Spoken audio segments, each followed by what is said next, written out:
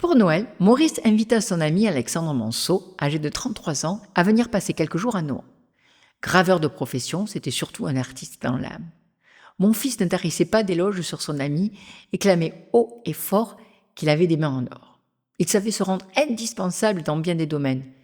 La pratique théâtrale, les sciences naturelles, la conduite des travaux, l'intendance.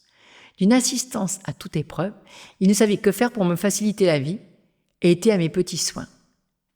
Il était toute dévotion et quittait ses occupations tout à fait cessantes quand j'avais besoin de lui. J'en abusais parfois, mais il ne s'en plaignait jamais. Je ne pensais pas que mon cœur puisse à nouveau aimer et retrouver la force d'y croire encore. Je n'aime pas les mauvaises passions et je sais m'en défendre, toute faible et naïve que je suis. Quand ma conscience me montre dans son miroir l'image enlaidie et troublée de mon âme, l'horreur du laid et le dégoût du mesquin me saisissent, et je me condamne si sévèrement que je m'abstiens de vivre plutôt que de consentir à vivre dans une région indigne de moi. Mais il faut se rendre à l'évidence. J'étais enfin heureuse et comblée. Oui, je l'aime, lui. C'est un ouvrier qui fait son métier en ouvrier parce qu'il veut et sait gagner sa vie. Il est incroyablement artiste par l'esprit. Son intelligence est extraordinaire, mais ne sert qu'à lui. Qu'est-ce que ça me fait, après tout, qu'il ne plaise pas aux autres, pourvu qu'il me plaise à moi? Lui, il pense à tout ce qu'il faut, et se met tout entier dans un verre d'eau qu'il m'apporte ou dans une cigarette qu'il m'allume. Quand je suis malade, je suis guérie rien que de le voir me préparer mon oreiller et m'apporter mes pantoufles. Moi qui ne demande et n'accepte jamais de soins, j'ai besoin des siens, comme si c'était dans ma nature d'être choyée.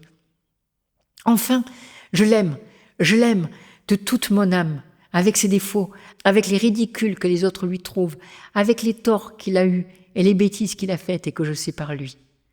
Je suis comme transformée, je me porte bien, je suis tranquille, je suis heureuse, je supporte tout, même son absence, c'est tout dire, moi qui n'ai jamais supporté cela.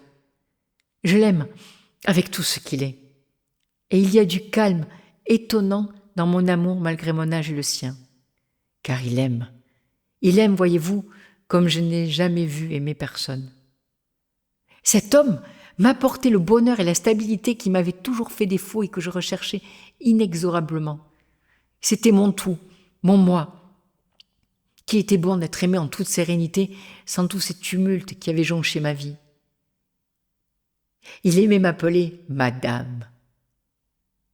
Il m'aidait à rédiger mon journal sous le titre d'agenda. Il y consignait chaque jour mes humeurs, mes rencontres, mes lectures, nos promenades. Je n'eus en réalité qu'à les compléter par quelques notes. Il me facilitait la vie.